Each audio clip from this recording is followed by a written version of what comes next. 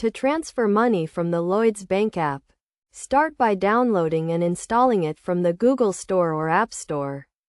Once installed, log in using your account number and password.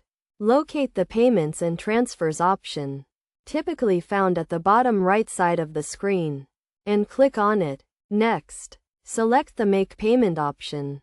Choose the account from which you want to transfer the money, and then enter the account you want to send the money to. You can either choose an existing payee or add a new one.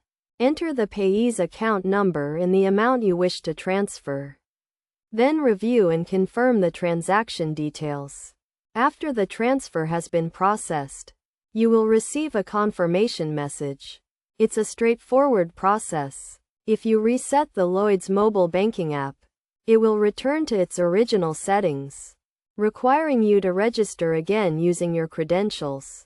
By following these steps, you can easily transfer money from the Lloyds Bank app.